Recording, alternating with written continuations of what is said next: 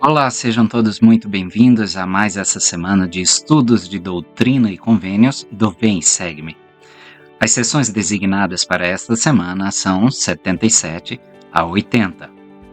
A sessão 77 é uma sessão na forma de perguntas e respostas em que o profeta desvenda o livro do Apocalipse pelo espírito de revelação. Ele registrou: em conexão com a tradução das Escrituras, recebi a seguinte explicação do Apocalipse de São João. Versículo 1. Pergunta: o que é o mar de vidro de que fala João no Apocalipse, capítulo 4, versículo 6? Resposta: é a terra em seu estado santificado, imortal e eterno. O mar de vidro foi mostrado a João em visão quando uma porta se abriu no céu. Apocalipse 4, 1. Revelando Deus sentado em um trono. E diante do trono havia um mar de vidro semelhante ao cristal. Apocalipse 4, 6. João descreveu o céu usando elementos terrestres como semelhantes. O profeta Joseph Smith explicou mais tarde que os anjos não residem em um planeta como esta Terra, mas residem na presença de Deus, em um globo semelhante a um mar de vidro e fogo, onde todas as coisas para sua glória são manifestadas, passadas, presentes e futuras, e estão continuamente diante do Senhor. O lugar onde Deus reside é um grande Urim e Tumim.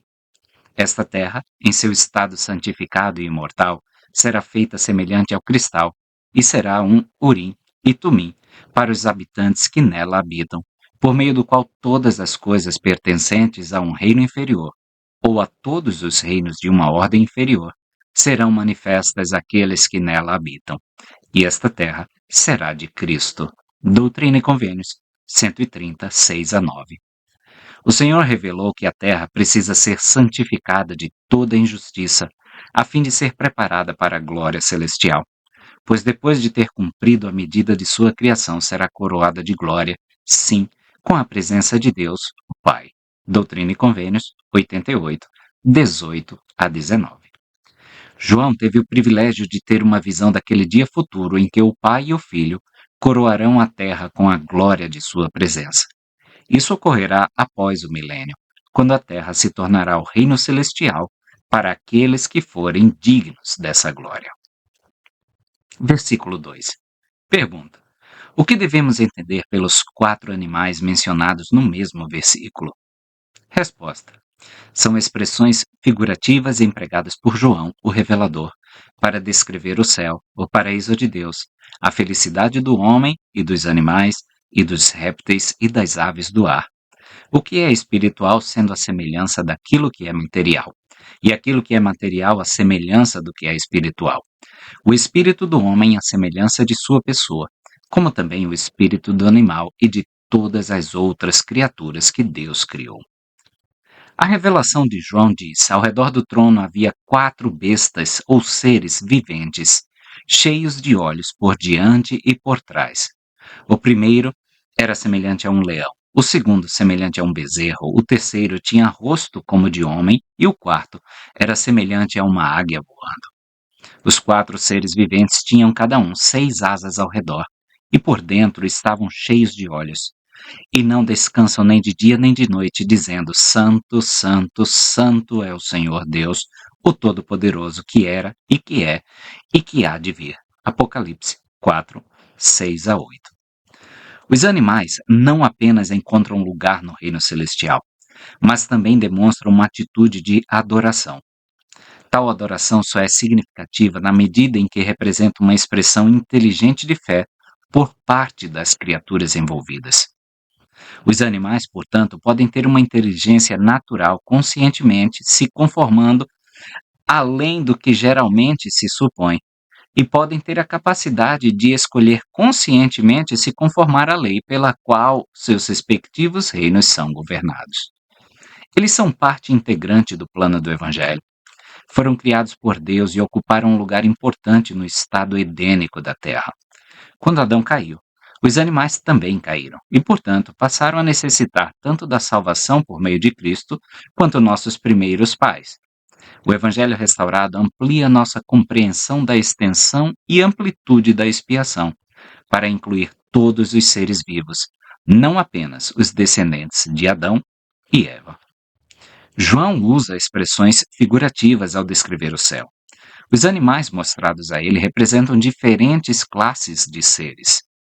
João viu a besta real no céu, declarou o profeta Joseph Smith, mostrando a João que as bestas realmente existem lá. João viu bestas de aparência curiosa no céu. Ele viu todas as criaturas que estavam no céu, todos os animais, aves e peixes no céu, realmente lá, dando glória a Deus. Como você prova isso?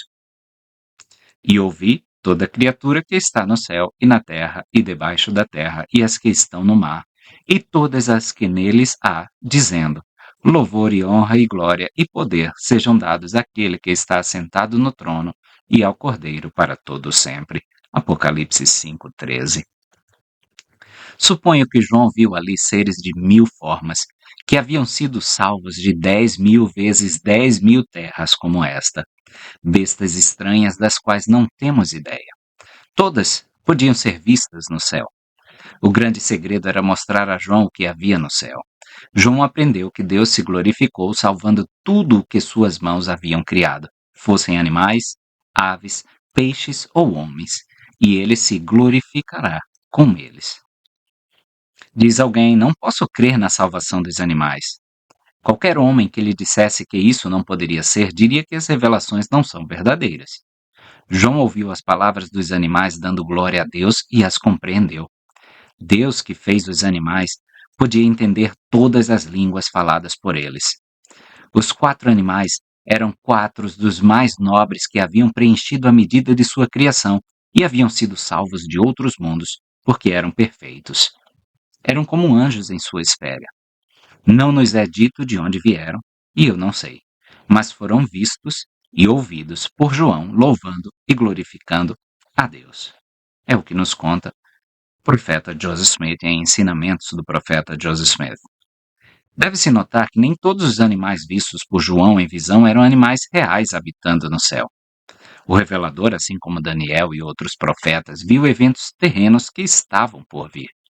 O profeta Joseph Smith ensinou que as bestas de aparência feroz do livro do Apocalipse representavam reinos corruptos na terra. Quando Deus usou a figura de uma besta em visões aos profetas, ele o fez para representar aqueles reinos que haviam se degenerado e se tornado corruptos, selvagens e bestiais em suas disposições. Sim, os reinos degenerados do mundo perverso. Mas ele nunca usou a figura de uma besta nem de qualquer animal para representar seu reino. Daniel diz no capítulo 7, versículo 16, que quando teve a visão das 4 bestas, cheguei-me a um dos que estavam perto e perguntei-lhe a verdade de tudo isso. O anjo interpretou a visão para Daniel. Você vê aí que as bestas são mencionadas para representar os reinos do mundo, cujos habitantes eram de caráter bestial e abominável.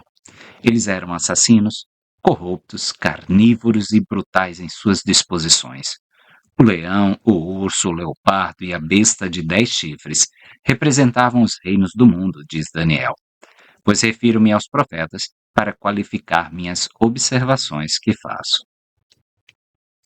O corpo mortal foi criado à imagem do corpo espiritual, ou como afirma este versículo, aquilo que é temporal, à semelhança do que é espiritual. O Cristo pré-mortal explicou ao irmão de Jared: vês que foste criado à minha própria imagem? Sim, todos os homens foram criados no princípio à minha própria imagem. Eis que este corpo que agora vês é o corpo do meu espírito, e eu criei o homem à imagem do corpo do meu espírito, e assim como te apareço em espírito, aparecerei ao meu povo na carne. Éter 3, 15 a 16.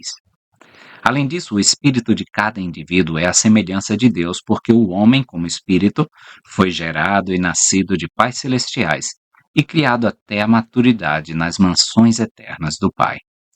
Todas as coisas produzem segundo sua própria espécie, seja obtendo um corpo espiritual ou um corpo carnal.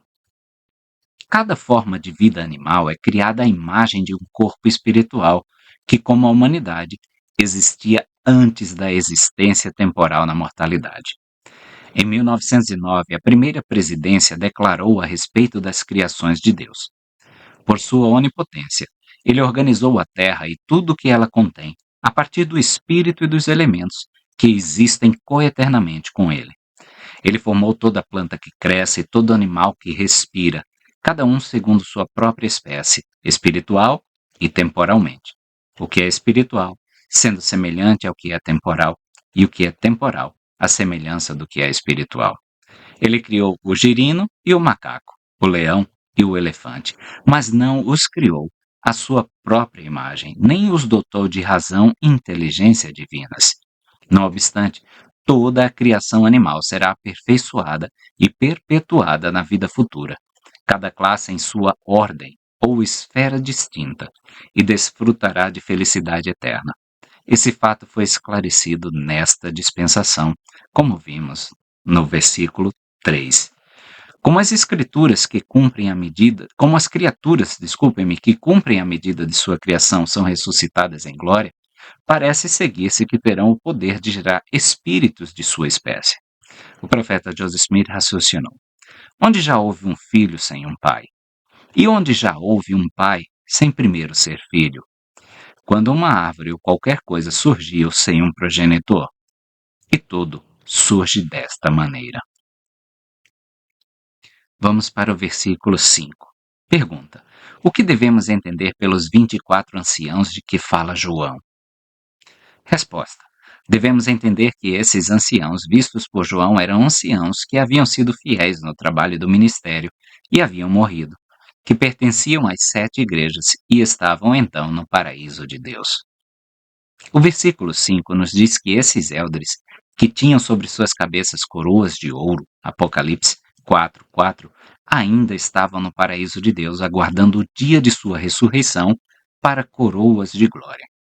Parece que João viu as coisas neste caso não como elas são, mas como serão.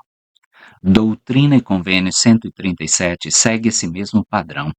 Nesta revelação, Joseph Smith teve uma visão de seu pai e sua mãe no reino celestial, embora ainda estivessem vivos, como vemos no versículo 5 de Doutrina e Convênios 137. João dirigiu seu relato da revelação recebida na ilha de Patmos às 7 igrejas que estão na Ásia. Apocalipse 1:11. Versículo 6. O que devemos entender pelo livro visto por João que estava selado por fora com 7 selos? Devemos entender que ele contém a vontade, os mistérios e as obras de Deus revelados, as coisas ocultas de sua administração concernentes a esta terra durante os 7.000 anos de sua duração, ou seja, de sua existência física, foi a resposta. Versículo 7 pergunta: o que devemos entender pelos 7 selos com que o livro estava selado? A resposta: devemos entender que o primeiro selo contém as coisas dos primeiros 1.000 anos, assim como o segundo, as coisas dos 1.000 anos seguintes, e assim por diante, até o 7º. Esses versículos nos ajudam a entender quando os eventos do livro do Apocalipse se cumprirão. O livro, segurado na destra daquele que estava assentado no trono, Apocalipse 5:1, continha as obras de Deus, desde o tempo de Adão até o fim do milênio. Cada período de 1.000 anos é representado por seu respectivo selo. João mandou abrir as cortinas do céu, explicou o profeta Joseph Smith, e, por meio de visão, olhou através da perspectiva sombria das eras futuras e contemplou os eventos que deveriam ocorrer ao longo de cada período subsequente, até a cena final decisiva. Além disso, o cronograma revelado pelo Senhor para a visão de João indica que a maioria das tribulações descritas por João ocorrerá após a abertura do 7º selo, ou seja, durante os 7.000 anos. Versículo 8. Pergunta: o que devemos entender pelos 4 anjos de que fala o capítulo 7, versículo 1 do Apocalipse? Resposta: devemos entender que eles são 4 anjos enviados da presença de Deus, a quem foi dado poder sobre as 4 partes da terra, para poupar a vida e para destruir. Estes são os que têm o evangelho eterno para entregá-lo a toda nação, tribo, língua e povo, tendo poder para cerrar os céus, selar para a vida ou lançar as regiões das trevas. João registrou em Apocalipse 7:1: Vi 4 anjos em pé nos 4 cantos da terra, retendo os 4 ventos da terra, para que nenhum vento soprasse sobre a terra, nem sobre o mar, nem contra árvore alguma. A restauração da plenitude do Evangelho ocorreu durante o 6º milênio, por meio da instrumentalidade do profeta Joseph Smith. Vários anjos lhe apareceram, restaurando as chaves e o conhecimento para inaugurar a dispensação da plenitude dos tempos. Versículo 9. O que devemos entender pelo anjo que subia do Oriente no capítulo 7, versículo 2 do Apocalipse? Devemos entender que o anjo que subia do Oriente é aquele a quem é dado o selo do Deus vivo sobre as 12 tribos de Israel. Portanto, ele clama aos 4 anjos que têm o Evangelho eterno, dizendo: Não danifiqueis a terra, nem o mar, nem as árvores, até que tenhamos selado os servos do nosso Deus na testa. E se vós aceitardes, este é Elias, que havia de vir para reunir as tribos de Israel e restaurar todas as coisas. A respeito desse selamento, o profeta Joseph Smith disse: 4 anjos destruidores com poder sobre os 4 cantos da terra, até que os servos de Deus estejam selados em suas testas. O que significa selar a bênção sobre suas cabeças, ou seja, o convênio eterno, tornando assim seguros seu chamado e eleição. Quando um selo é colocado sobre o pai e a mãe, ele assegura sua posteridade, para que não se percam, mas sejam salvos em virtude do convênio de seu pai e sua mãe. De acordo com o plano e programa do Senhor, explicou o Elder McConkie, a dispensação da plenitude dos tempos é os tempos da restauração de todas as coisas, dos quais Deus falou pela boca de todos os seus santos profetas desde o princípio do mundo. Atos 3:21. Essa restauração será efetuada por Elias. Antes da conclusão da obra do Senhor, a promessa é: Elias, na verdade, virá primeiro e restaurará todas as coisas. Mateus 17:11. Com essas escrituras antigas diante de nós, surgem as seguintes perguntas: quem é o Elias prometido que viria e restauraria todas as coisas? Essa obra de restauração já ocorreu ou é algo que ainda está no futuro? Corrigindo a Bíblia pelo Espírito de revelação, o profeta restaurou uma declaração de João Batista, que diz que Cristo é o Elias que restauraria todas as coisas. Tradução de Joseph Smith, João 1:21-28. Por revelação, também somos informados de que o Elias que restauraria todas as coisas é o anjo Gabriel, conhecido na mortalidade como Noé. Doutrina e Convênios 27, 6 e 7. Lucas 1:5-25. Da mesma fonte autêntica, também aprendemos que o Elias prometido é João, o revelador. Doutrina e Convênios 77, 9 e 14. Portanto, há 3 revelações diferentes que nomeiam Elias como sendo 3 pessoas diferentes. O que devemos concluir? Ao encontrar a resposta para a pergunta por quem a restauração foi efetuada, descobriremos quem é Elias e não há problema em harmonizar essas revelações aparentemente contraditórias. Quem restaurou todas as coisas? Foi um homem? Certamente não. Muitos ministradores angélicos foram enviados das cortes de glória para conferir chaves e poderes, para conferir suas dispensações e glórias novamente aos homens na terra. Pelo menos, os seguintes vieram: Moroni, João Batista, Pedro, Tiago e João, Moisés, Elias, o profeta, Elias, Gabriel, Rafael e Miguel. Doutrina e Convênios 13, Doutrina e Convênios 110, Doutrina e Convênios 128, 19-21. Como é evidente que nenhum mensageiro carregou todo o fardo da restauração, mas sim que cada um veio com uma investidura específica do alto, fica claro que Elias é um personagem composto. A expressão deve ser entendida como um nome e um título para aqueles cuja missão era conferir chaves e poderes aos homens nesta dispensação. Vejamos agora o 11º versículo. Pergunta: o que devemos entender pelo selamento dos 144.000 de todas as tribos de Israel, 12.000 de cada tribo? Resposta: devemos entender que os que são selados são sumos sacerdotes, ordenados na santa ordem de Deus, para administrar o evangelho eterno. Pois eles são os que são ordenados de cada nação, tribo, língua e povo, pelos anjos, a quem é dado poder sobre as nações da terra, a fim de trazerem à igreja do primogênito todos os que desejarem vir. Aqueles que herdam a glória celestial são sumos sacerdotes, ou sacerdotes do Altíssimo, segundo a ordem de Melquisedeque. As 12 tribos de Israel foram espalhadas por toda a face da terra e também entre todas as nações. 1 Nef 22:3. A coligação de Israel por meio da restauração inclui santos de todas as nações que recebem as ordenanças mais elevadas do sacerdócio. As bênçãos do templo serão administradas a esses santos por pessoas de sua própria nação e em sua própria língua. Apocalipse 5, 9 a 10, Doutrina e Convênios 90, 11. Os membros confirmados de A Igreja de Jesus Cristo dos Santos dos Últimos Dias foram batizados e receberam o dom do Espírito Santo. Os membros da Igreja do Primogênito receberam, além dessas ordenanças, todas as ordenanças da casa do Senhor. Eles entraram no novo e eterno convênio do casamento que lhes foi selado pelo Santo Espírito da promessa. Doutrina e Convênios 132:19. Eles são, portanto, selados para a vida eterna, pelo poder do santo sacerdócio. Doutrina e Convênios 131:5.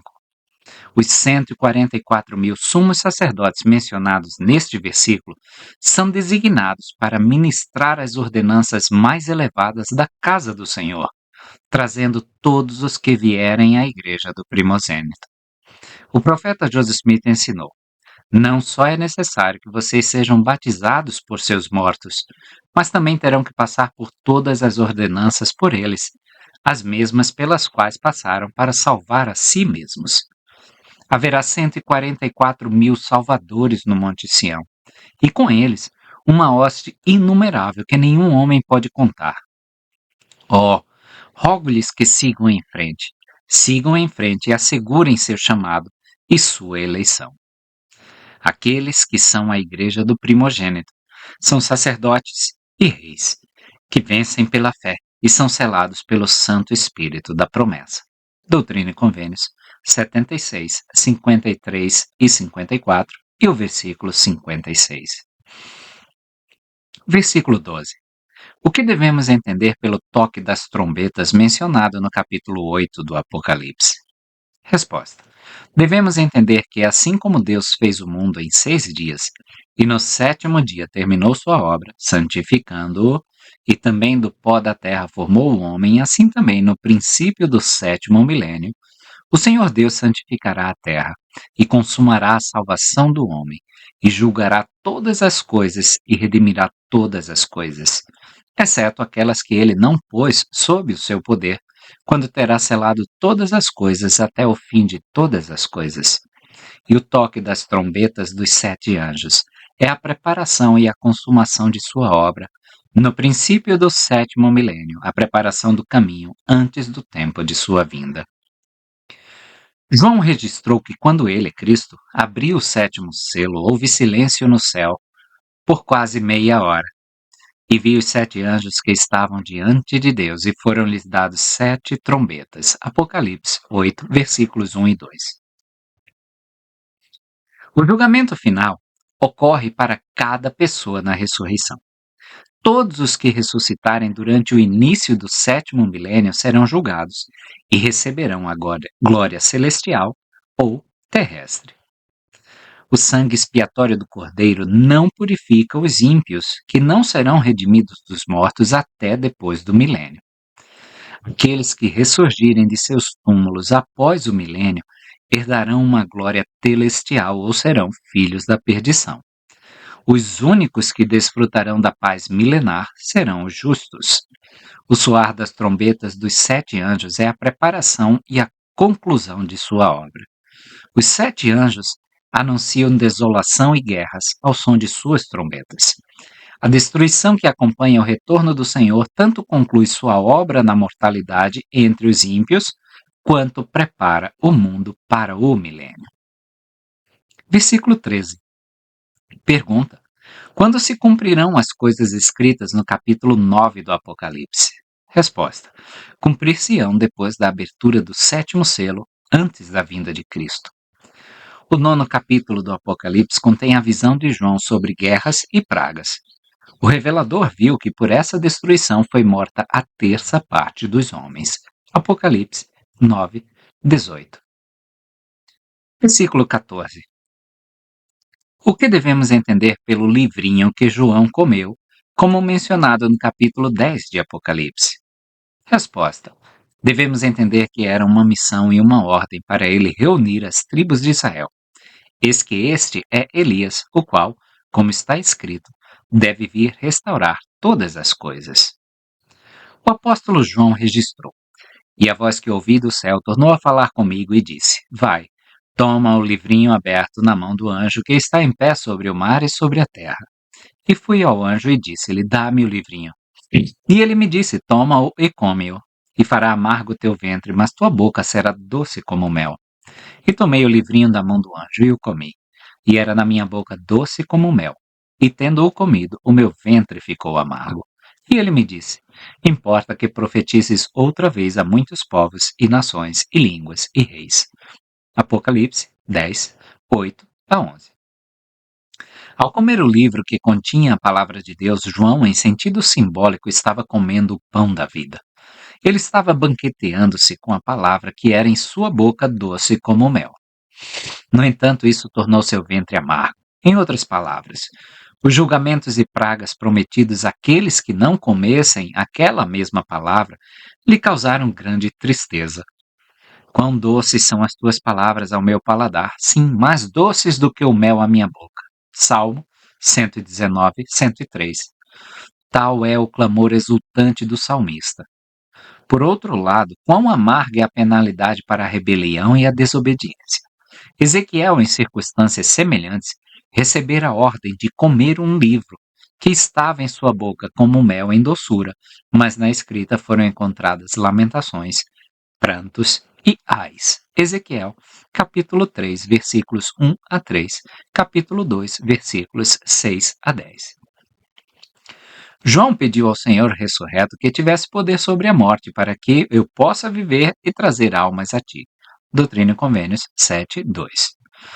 O Salvador concedeu a João seu desejo e prometeu-lhe que profetizaria perante nações, tribos, línguas e povos. Doutrina e Convênios 7, 3. A missão de João é trabalhar com a casa dispersa de Israel em qualquer função necessária para prepará-la para receber a restauração do Evangelho. Dessa maneira, ele reunirá a família de Jacó. Comentários do profeta Joseph Smith indicam que João esteve ativamente envolvido nessa comissão. Em junho de 1831, ele declarou que João, o revelador, estava então entre as 10 tribos de Israel que haviam sido levadas por Salmaneser, rei da Assíria, a fim de prepará-las para o retorno de sua longa dispersão. Os 3 discípulos nefitas receberam uma missão semelhante. E eis que estarão entre os gentios, e os gentios não os conhecerão. Estarão também entre os judeus, e os judeus não os conhecerão. E acontecerá que, quando o Senhor, em sua sabedoria, achar conveniente que eles ministrem a todas as tribos dispersas de Israel e a todas as nações, tribos, línguas e povos, e deles tragam muitas almas a Jesus, para que seus desejos sejam realizados, e também por causa do poder convincente de Deus que está neles. 3 Nef 28, 27 a 29. Ainda não se conhece um relato da obra de João, nem do trabalho dos discípulos nefitas entre os dispersos de Israel. Versículo 15. O que se deve entender pelas 2 testemunhas no capítulo 11 do Apocalipse? São 2 profetas que serão levantados para a nação judaica nos últimos dias, na época da restauração, para profetizar aos judeus, depois que tiverem sido reunidos e tiverem construído a cidade de Jerusalém na terra de seus pais. O Senhor revelou a João: darei poder às minhas 2 testemunhas, e profetizarão por 1260 dias, vestidas de saco. E se alguém lhes quiser fazer mal, sairá fogo das suas bocas e devorará os seus inimigos. E se alguém lhes quiser fazer mal, importa que seja morto desta maneira.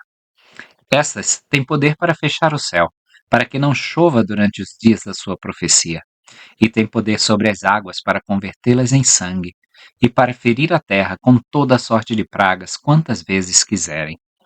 E quando acabarem o seu testemunho, a besta que sobe do abismo lhes fará guerra, e os vencerá, e os matará. E jazerão os seus cadáveres na praça da grande cidade, que espiritualmente se chama Sodoma e Egito, onde também o nosso Senhor foi crucificado. E homens de todos os povos, e tribos, e línguas, e nações verão os seus cadáveres por 3 dias e meio, e não permitirão que os seus cadáveres sejam sepultados. E depois de 3 dias e meio, o Espírito de vida vindo de Deus entrou neles, e puseram-se de pé. E grande temor caiu sobre os que os viram, e ouviram uma grande voz do céu que lhes dizia: Subi para cá. E subiram ao céu numa nuvem, e os seus inimigos os viram. Apocalipse 11, versículos 3, 5 a 9 e 11 a 12. A necessidade de 2 profetas é cumprir a lei das testemunhas, que exige que a verdade de todas as coisas seja estabelecida pelo depoimento de 2 ou mais testemunhas competentes. Esses profetas também terão necessariamente sido chamados e comissionados por aquele que está à frente da igreja terrestre e do reino de Deus. Tendo estabelecido sua igreja novamente na terra, o Senhor nos prometeu que nenhum profeta verdadeiro será chamado para atuar independentemente da ordem que ele estabeleceu. Doutrina e Convênios 42:11, Regras de Fé 5. Os 2 profetas não vêm da nação judaica, mas devem profetizar para a nação judaica. Semelhante ao relato bíblico de profetas judeus como Isaías e Amós, alertando as outras tribos de Israel, nos últimos dias profetas serão enviados aos judeus. As 2 testemunhas serão como João Batista, preparando o povo judeu para a vinda do Messias. Após o ministério deles, o Senhor pisará no Monte das Oliveiras para ministrar pessoalmente ao seu povo. A menção de uma nação judaica é, por si só, profética. Na época desta revelação não existia nenhuma nação judaica na Palestina. Assim como a semente de José está destinada a construir a cidade da Nova Jerusalém com seu templo no Novo Mundo, a semente de Judá está destinada a construir a cidade de Jerusalém com seu templo no Velho Mundo. Isso deve ser feito sob a direção do profeta que detém as chaves da coligação de Israel e da liderança das 10 tribos das terras do norte. Ambas as cidades, com seus templos, devem ser construídas antes do retorno de Cristo. No entanto, a construção de ambas as cidades também continuará após a sua vinda. A todos vocês que tiverem mais curiosidade para aprender um pouquinho mais sobre o livro de Apocalipse, deixarei o card aqui em cima para que vocês possam assistir às aulas do Novo Testamento sobre o livro de Apocalipse. Vamos para a seção 78 de Doutrina e Convênios. No início de 1832, o profeta Joseph e Sidney Rigdon continuaram ao trabalho de revisão das Escrituras. Na época em que esta revelação foi dada, Joseph Smith ainda residia na casa de John Johnson, em Hiram, Ohio. Essa revelação foi dada aos membros do sumo sacerdócio da igreja. Eles estavam reunidos para transmitir instruções relativas à Ordem Unida, ou Ordem de Enoque, a base sobre a qual a Sião prometida seria construída. O Senhor havia revelado que somente por meio da obediência à sua ordem celestial, Sião poderia ser estabelecida. Versículo 1. O Senhor falou a Joseph Smith Jr., dizendo: Escutai-me, diz o Senhor vosso Deus, vós que sois ordenados ao sumo sacerdócio de minha igreja e que vos reunistes. Nós podemos cruzar esse versículo com a seção 84, versículo 29. E também os ofícios de elder e bispo são apêndices necessários do sacerdócio maior. Versículo 3. Pois em verdade vos digo, chegado é o tempo e está perto, e eis que é necessário que haja uma organização de meu povo, para regulamentar e estabelecer os negócios do armazém para os pobres de meu povo, neste lugar e na terra de Sião. como estabelecimento e ordem permanente e eterna para a minha igreja, a fim de promover a causa que abraçastes, para a salvação do homem e para a glória de vosso Pai que está nos céus. Esses versículos são melhor compreendidos em seu contexto histórico imediato. Em cópias manuscritas anteriores desta revelação, a frase regulando e estabelecendo os negócios do armazém para os pobres do meu povo estava ausente. As palavras originais exigiam a organização dos estabelecimentos literários e mercantis da minha igreja. A firma literária referia-se ao grupo de elders que consagravam suas propriedades e talentos para a impressão das escrituras e outras publicações da igreja. Doutrina e Convênios 70, versículos 1 a 5. Além disso, o Senhor ordenou o estabelecimento do que é oficialmente chamado nos registros da igreja de firma unida e, posteriormente, de ordem unida. A titularidade legal das propriedades e edifícios da igreja era mantida em nome da firma unida. Ela acabou incluindo cerca de uma dúzia de líderes da igreja, especificados pelo Senhor em revelação, para receber a responsabilidade como seus mordomos. Os membros da ordem eram governados pelos princípios da lei da consagração. Os lucros excedentes eram usados para operar a igreja e comprar terras para a herança dos santos em Sião e Kirtland. Foi tomada a decisão de incluir diversas revelações recebidas durante os conselhos das firmas literárias e unidas na primeira edição de Doutrina e Convênios, publicada em 1835. Naquela época, a firma unida ou ordem unida havia sido reorganizada, com membros individuais recebendo propriedades específicas como mordomias. Doutrina e Convênios 104.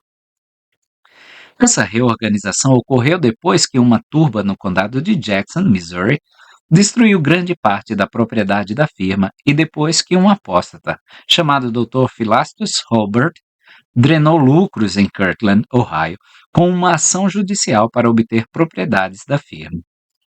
Um fardo financeiro adicional decorreu das dívidas que os santos acumularam com as propriedades adquiridas para a construção das casas do Senhor em Kirtland, Doutrina e Convênios 94 e 96.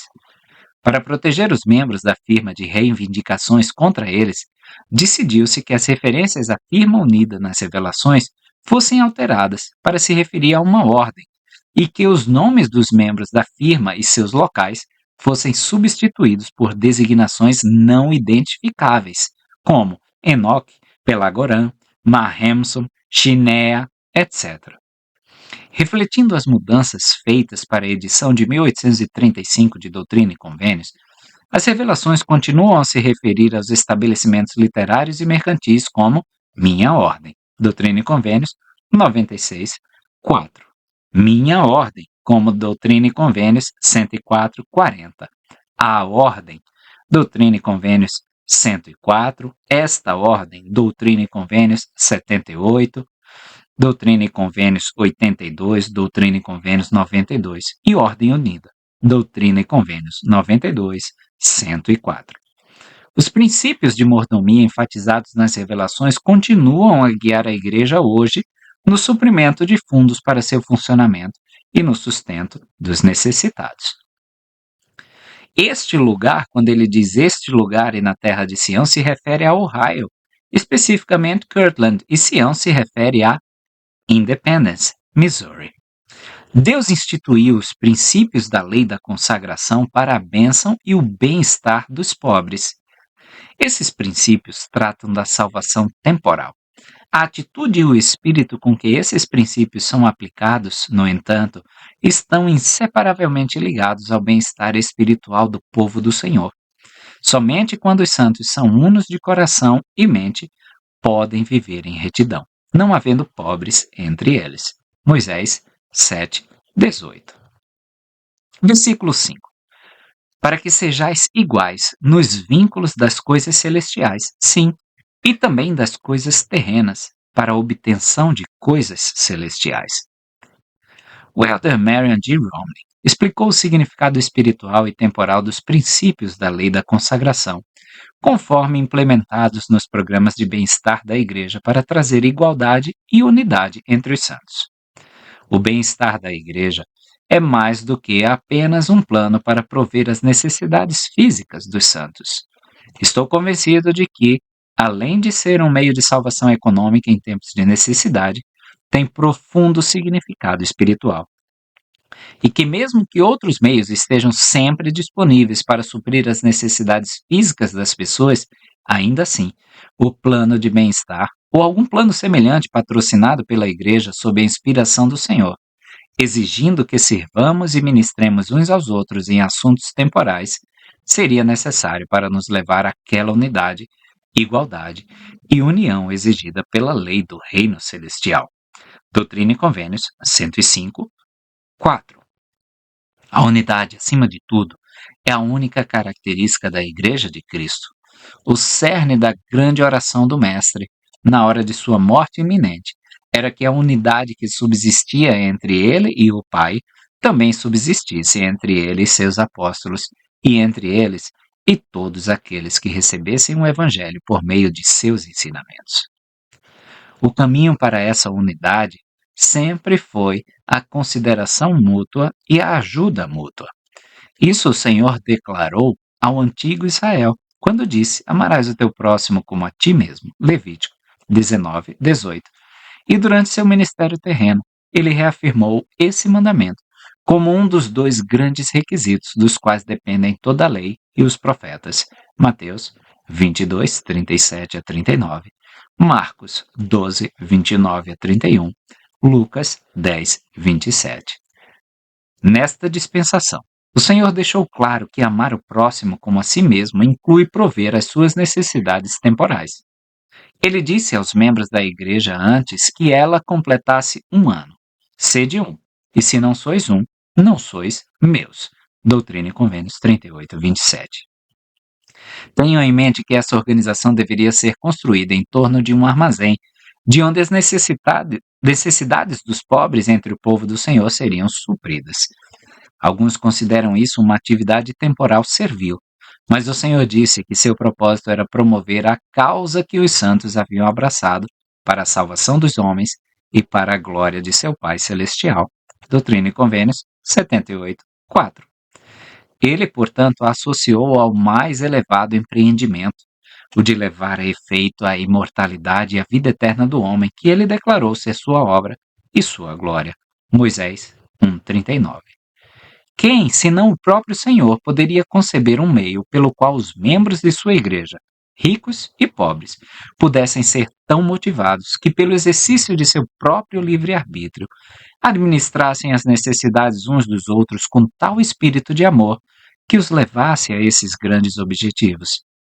Para nós e para os nossos dias, o Senhor nos deu o plano de bem-estar pelo qual podemos demonstrar a Ele, por meio da consideração mútua e da ajuda mútua em coisas temporais, que amamos o nosso próximo como a nós mesmos, ricos e pobres, e assim caminhar em direção à igualdade, unidade, que o Senhor requer de nós. Este plano não se destina apenas a uma classe. Todos nós precisamos do treinamento que ele proporciona. O dia da inauguração do grande milênio se aproxima, e para esse dia devemos estar preparados para viver como um, em perfeita unidade. Não podemos chegar repentinamente a esse estado feliz. Será necessário treinamento. Versículo 9. Ou, em outras palavras, que meu servo Neil K. Whitney e meu servo Joseph Smith Jr. e meu servo Sidney Rigdon assentem-se em conselho com os santos que estão em Sião. Os 3 irmãos mencionados nesse versículo foram os membros originais da firma unida. Eles partiram para organizar a firma no Missouri em 1º de abril de 1832, acompanhados por Peter Whitmer Jr. e Jesse Goss.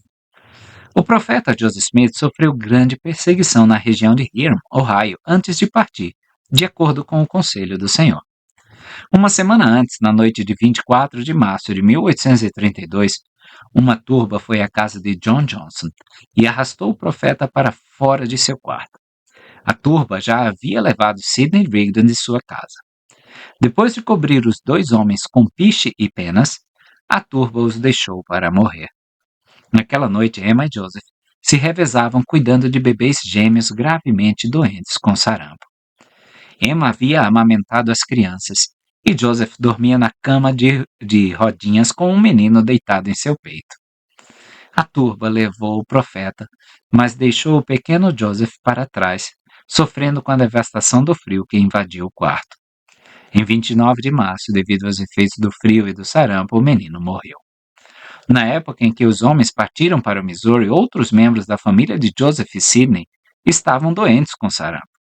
O profeta Joseph Smith escreveu sobre o trabalho realizado quando deixamos nossas famílias em aflição, em meio à morte, à mercê de turbas e de irmãos que, como vocês sabem, às vezes se mostram instáveis, descrentes, impiedosos e cruéis. E nesta situação difícil de guardar o mandamento de Deus, arriscamos nossas vidas e viajamos em meio a toda combinação de iniquidade até o seu país para a sua salvação. Os esforços desses homens para cumprir a ordem do Senhor de viajar para Sião demonstraram sua fé e diligência. Versículo 10. Caso contrário, Satanás procura desviar da verdade o coração deles, para que se tornem cegos e não compreendam as coisas que para eles foram preparadas. É isso que Satanás tenta fazer hoje conosco. Já vimos na sessão 76 que Satanás cerca os filhos dos homens, justamente para nos cegar e nós não possamos compreender as bênçãos que estão esperando por nós, as bênçãos grandiosas, o grandioso futuro na eternidade que o Senhor tem para cada um de nós. Versículo 12. E aquele que o quebrar perderá seu cargo e a condição de membro da igreja e será entregue às bofetadas de Satanás até o dia da redenção. Ele se referia aí a um convênio. Esses irmãos receberam a responsabilidade de administrar as finanças da igreja. Qualquer desonestidade no uso dos fundos do Senhor resultaria na desobrigação de seu chamado e na excomunhão da igreja. Poucas questões na igreja hoje acarretam uma punição mais rápida do que o mau uso dos fundos da igreja.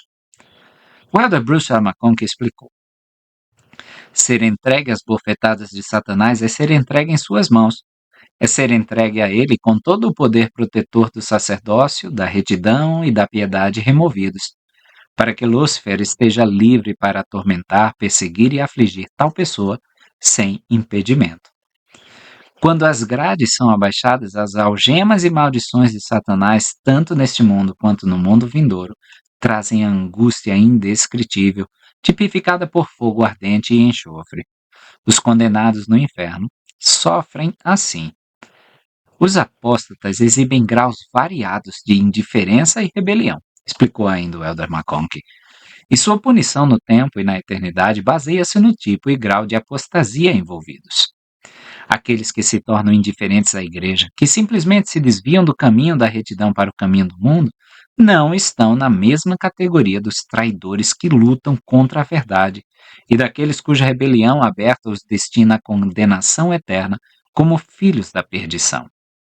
Todos os apóstatas são entregues às bofetadas de Satanás em um grau ou outro, com a ira total de Satanás reservada para aqueles que são lançados nas trevas exteriores, com ele, naquele reino desprovido de glória. Nesta dispensação, os santos que quebraram o convênio de consagração pelo qual estavam vinculados na Ordem Unida foram entregues às bofetadas de Satanás. Doutrina e Convênios, 78, 82 e 104. O dia da redenção refere-se à ressurreição. Doutrina e Convênios, 88, 16. Isso não significa que aqueles que forem entregues às bofetadas de Satanás herdarão a glória celestial. Em vez disso, serão redimidos do inferno para herdar uma glória da qual são dignos. Aqueles que se tornarem filhos da perdição na mortalidade serão redimidos de Satanás apenas no sentido de que terão poder sobre ele por terem corpos ressurretos, pois Satanás é um personagem espiritual.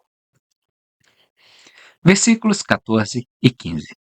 Que pela minha providência, não obstante as tribulações que sobre vós cairão, a igreja permaneça independente, acima de todas as outras criaturas abaixo do mundo celestial, a fim de que recebais a coroa para vós preparada, e vos torneis governantes de muitos reinos, diz o Senhor Deus, o Santo de Sião, que estabeleceu os alicerces de Adão, onde Amã. Joseph Fielding Smith escreveu: ao cumprir o convênio da consagração, o Senhor prometeu que a igreja permaneceria independente de todas as outras criaturas sob o mundo celestial. É a vontade do Senhor que, eventualmente, a igreja possa ocupar seu lugar de direito acima de todas as outras criaturas na terra ou em outras esferas que não sejam celestiais. Este é o destino da igreja, mas o destino de cada um de nós individualmente depende de aceitarmos ou não fielmente os convênios e obrigações que nos são dados. A promessa é que, se formos obedientes, ascenderemos e seremos feitos governantes sobre muitos reinos. Aqueles que recebem a exaltação celestial, sem dúvida, serão feitos governantes sobre muitos reinos e terão poder e autoridade para dirigir e aconselhar aqueles de glórias menores. Além disso, terão o privilégio da exaltação e de se tornarem criadores por direito próprio, como filhos de Deus. A sobrevivência temporal do reino de Deus não deve depender do sucesso dos mercados e dos comércios mundanos. Tampouco a capacidade da igreja de prover aos pobres depende da capacidade dos governos mundanos de se recuperarem de desastres naturais ou provocados pelo homem. Nos últimos anos, a força do reino tem se evidenciado em sua capacidade independente de alcançar áreas de turbulência e catástrofe de forma rápida e organizada. Parte da missão da igreja nos últimos dias é demonstrar ao mundo que ela tem a capacidade de prestar ajuda aos necessitados. Assim como a igreja deve ser independente no sentido temporal, também deve ser independente espiritualmente. A igreja não se tornará parte dos vários movimentos ecumênicos que unem as igrejas dos homens. Ela se unirá a outras igrejas para ajudar os necessitados, mas não buscará acordo sobre os termos e condições da salvação. Não temos doutrinas ou autoridade emprestadas. Não somos devedores de outras igrejas em relação à nossa fé, nem buscamos favor ou aprovação para nenhuma de nossas práticas. Em todas as coisas, somos independentes. O Senhor declarou: ao vencedor e ao que guardar os meus mandamentos até o fim, eu lhe darei poder sobre muitos reinos, e ele os governará com a palavra de Deus. Tradução de Joseph Smith, Apocalipse 2, 26 e 27. Os fiéis serão feitos governantes não sobre impérios terrestres, mas na casa de Deus. Eles herdarão a glória celestial e serão feitos reis e rainhas, presidindo sua posteridade na eternidade. A palavra Adão, onde Amã, fala da maneira pela qual Adão recebeu as chaves da salvação, que nós veremos no versículo seguinte, sob o conselho e a direção do Santo, que é Jesus Cristo, o Senhor. A palavra Adão refere-se diretamente a Adão. A palavra onde significa próximo ou ligado a. A palavra Amã, o próprio Senhor. Portanto, uma tradução literal das palavras Adão, onde Amã, significa o Senhor Jesus Cristo através de Adão, a mortalidade, a humanidade. Versículo 16. Que designou Miguel como vosso príncipe, e firmou-lhe os pés e colocou-o no alto, e deu-lhe as chaves da salvação sob o conselho e a orientação do santo, o qual não tem princípio de dias nem fim de vida. Adão tem a responsabilidade de supervisionar e dirigir a obra de Deus na terra por todas as gerações. O sacerdócio foi dado primeiro a Adão, explicou o profeta Joseph Smith. Ele obteve a primeira presidência e possuiu as chaves dela de geração em geração. Ele a obteve na criação antes da formação do mundo, como em Gênesis 1, 26, 27 e 28. Foi-lhe dado domínio sobre toda criatura vivente. Ele é Miguel, o arcanjo mencionado nas Escrituras. Depois, para Noé, que é Gabriel. Ele é o segundo em autoridade depois de Adão no sacerdócio. Ele foi chamado por Deus para este ofício, e foi o pai de todos os viventes em sua época, e a ele foi dado domínio. Esses homens possuíam as chaves primeiro na terra e depois no céu. O sacerdócio é um princípio eterno e existiu com Deus desde a eternidade, e existirá para a eternidade, sem princípio de dias ou fim de anos. As chaves precisam ser trazidas do céu sempre que o evangelho for enviado. Quando são reveladas do céu, é pela autoridade de Adão. Adão preside sobre toda a família humana nesta terra sob a direção do Salvador. Jesus Cristo preside todos os filhos do Pai em muitas terras. O Senhor revelou a Moisés: mundos inumeráveis criei eu, e também os criei para meu próprio propósito, e pelo Filho eu os criei, que é meu unigênito. E ao primeiro homem de todos os homens chamei Adão, que é muitos. Mas apenas um relato desta terra e de seus habitantes vos dou. Moisés 1, 33 a 35. O Senhor não revelou a ordem do sacerdócio em nenhum outro mundo além desta terra, mas esse texto sugere que cada mundo é presidido pelo primeiro homem colocado nele. Além disso, Jesus Cristo preside cada uma dessas criações, dando aos seus servos as chaves para presidir sob sua direção. A respeito da posição de Adão no sacerdócio e seu relacionamento com a ordem do sacerdócio nas várias dispensações do Evangelho na Terra, o profeta Joseph Smith declarou: começando com Adão, que foi o primeiro homem de quem Daniel fala como sendo o ancião de dias, ou em outras palavras, o primeiro e mais velho de todos, o grande e grandioso progenitor de quem é dito em outro lugar que ele é Miguel, porque ele foi o primeiro e pai de todos, não apenas por descendência, mas o primeiro a possuir as bênçãos espirituais, a quem foi dado a conhecer o plano de ordenanças para a salvação de sua posteridade até o fim, e para quem Cristo foi primeiramente revelado, e por meio de quem Cristo foi revelado do céu, e continuará a ser revelado daqui em diante.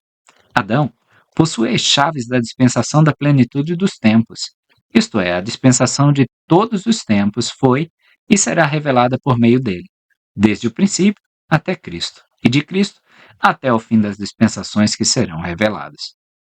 Portanto, ele estabeleceu que as ordenanças fossem as mesmas para todo sempre, e designou Adão para zelar por elas, para revelá-las do céu ao homem, ou para enviar anjos para revelá-las. Esses anjos estão sob a direção de Miguel, ou Adão, que age sob a direção do Senhor. Esta, então, é a natureza do sacerdócio. Cada homem exerce a presidência de sua dispensação, e um homem exerce a presidência de todas elas. Sim, Adão. E Adão, recebendo sua presidência e autoridade do Senhor, mas não poderá receber a plenitude até que Cristo apresente o reino ao Pai, o que ocorrerá no final da última dispensação. O profeta Joseph Smith e outros que possuem as chaves do reino nos últimos dias são presididos por Adão. Em um dia futuro, Adão retornará à terra e realizará um conselho daqueles que possuem as chaves. Essa reunião será realizada em Adão, onde Amã, no noroeste do Missouri, em preparação para o reinado milenar de Jesus Cristo. Nós podemos ver em Doutrina e Convênios 107, 54, que Adão, o primeiro homem, é esse arcanjo Miguel. Versículo 17. Em verdade vos digo, vós sois criancinhas e ainda não compreendestes quão grandiosas são as bênçãos que o Pai tem nas mãos e preparou para vós. Os santos que perseverarem fielmente retornarão à terra com o Salvador para reinar na terra sobre seu povo durante o milênio. Doutrina e Convênios 76, 63. Na eternidade herdarão tudo que o Pai possui e se tornarão co-herdeiros com Cristo. Romanos 8, 17. O Senhor revelou ainda. Portanto, como está escrito, eles são deuses. Sim, filhos de Deus. Doutrina e Convênios 76, 58. Tais promessas parecem distantes do nosso alcance imediato. Quando você sobe uma escada, explicou o profeta Joseph Smith, você deve começar de baixo e subir degrau por degrau, até chegar ao topo. E o mesmo acontece com os princípios do Evangelho. Você deve começar com o primeiro e prosseguir até aprender todos os princípios da exaltação. Mas levará muito tempo, depois de ter atravessado o véu, para que você os tenha aprendido. Nem tudo pode ser compreendido neste mundo. Será uma grande obra aprender nossa salvação e exaltação. Sim, até além da morte. Versículo 18. e não podeis suportar tudo agora. Contudo, tende bom ânimo, porque eu vos guiarei. Vosso é o reino, e são vossas as suas bênçãos, e são vossas as riquezas da eternidade. Então, se por enquanto nós não temos todas essas coisas, bom ânimo, o Senhor vai estar conosco. Breve ele revelará tudo para nós. Versículo 20: Portanto, fazei as coisas que vos mandei, diz vosso Redentor, sim, o Filho Amã, que prepara todas as coisas antes de vos arrebatar. Este é o nome de Jesus Cristo na língua pura dado a Adão. Orson Pratt declarou: há uma revelação com a qual este povo geralmente não está familiarizado. Creio que nunca foi publicada, mas provavelmente estará na história da Igreja. É dada em forma de perguntas e respostas. A primeira pergunta é: qual é o nome de Deus na língua pura? A resposta diz: Amã. Qual é o nome do Filho de Deus? Resposta: Filho, Amã.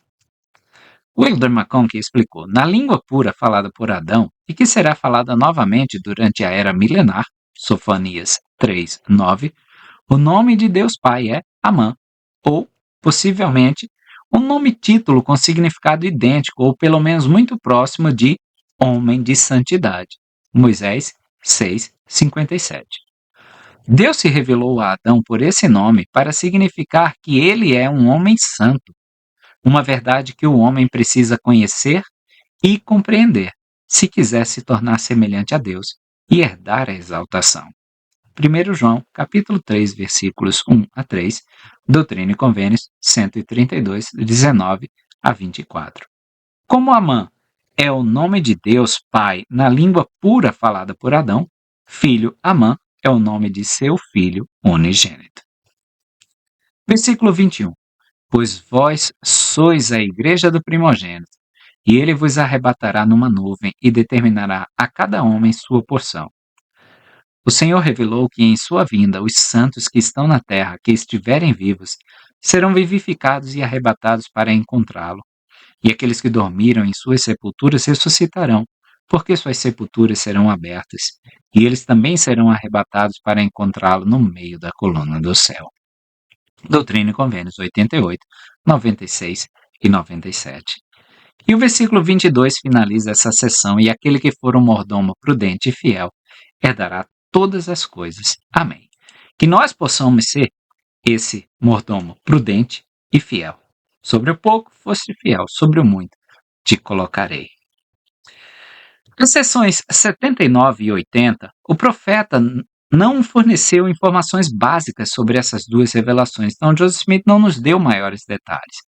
Aparentemente, ele as recebeu quase na mesma época.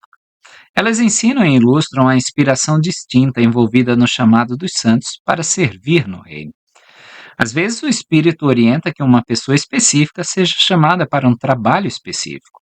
Em outras ocasiões, o Espírito indica que muitas almas fiéis poderiam servir com eficácia. Em ambos os casos, os chamados são emitidos sob o espírito de revelação.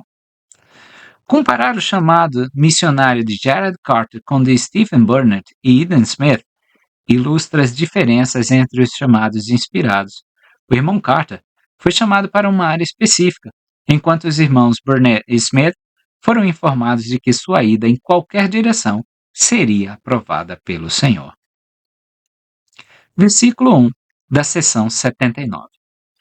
Em verdade eu te digo que é a minha vontade que meu servo Jared Carter torne a ir às regiões do leste, de lugar em lugar e de cidade em cidade, no poder da ordenação com o qual foi ordenado, proclamando boas novas de grande alegria. Sim, o Evangelho eterno. O irmão Carter havia retornado de uma missão de 6 meses, setembro de 1831 a 29 de fevereiro de 1832, nesta mesma região, poucas semanas antes de receber esta revelação. Sua nova missão, iniciada em 25 de abril de 1832, o levou ao leste de Nova York e Vermont. Ele ensinou muitos parentes e amigos nessas missões. Anteriormente, segundo a revelação, Jared Carter foi ordenado ao ofício de sacerdote no sacerdócio arônico, Doutrina e Convênios 52, 38. Ele recebeu o sacerdócio de Melquisedeque e foi ordenado elder antes de partir para sua primeira missão. Após receber essa revelação, ele registrou: A palavra do Senhor foi proferida, mostrando que era sua vontade que eu fosse para a região oriental, com o poder da ordenança para o qual havia sido ordenado, o que me dava o alto privilégio de administrar em nome de Jesus Cristo, para selar na terra, edificar a igreja de Cristo e realizar milagres em nome de Cristo. A partir da anotação de Gerald Carter, fica evidente que ele foi ordenado sumo sacerdote nessa época. Versículo 2: E enviarei sobre ele o Consolador, que lhe ensinará a verdade e o caminho que deverá seguir. O Espírito de Deus pode direcionar os missionários às portas daqueles que são honestos de coração e estão prontos para ouvir a mensagem da restauração. Versículo 3: E se for fiel, tornarei a coroá-lo com molhos. Molhos aí, ou feixes, representam os frutos do trabalho missionário. O Senhor enfatizou as bênçãos que aguardavam Gerald Carter se ele retornasse para ensinar no leste. Sua experiência em responder a esse chamado ilustra as bênçãos que podem advir àqueles que são chamados para repetir designações na igreja. Após o término de seu serviço nesse chamado, ele registrou em seu diário: Agora, enquanto faço este registro, lembro-me da bondade do Senhor para comigo na missão que realizei recentemente no leste. Tenho desfrutado de saúde continuamente, e o Senhor, apesar da grande oposição à obra gloriosa, tem me abençoado, nesta missão em que estive ausente por 6 meses e 2 dias. O Senhor me permitiu ministrar o Evangelho a 79 almas, e muitas outras, por meu intermédio, foram convencidas desta obra gloriosa, onde estive nesta missão. Seção 80, versículo 3. Portanto, ide e pregai-me o Evangelho.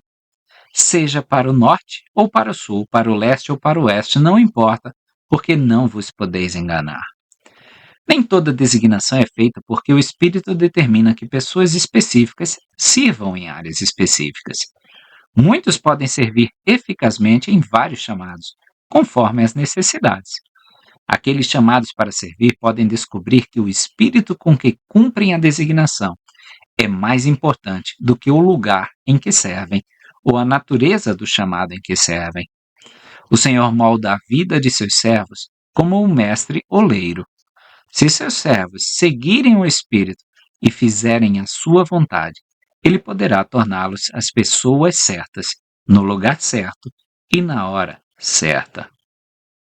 Versículo 4. Portanto, declarai as coisas que ouvistes e em que verdadeiramente acreditais, e sabeis ser verdadeiras. Que nós possamos ser essa voz, declarando as verdades que ouvimos e sabemos ser verdadeiras, para os 4 cantos do mundo, para todas as tribos, nações, povos e línguas.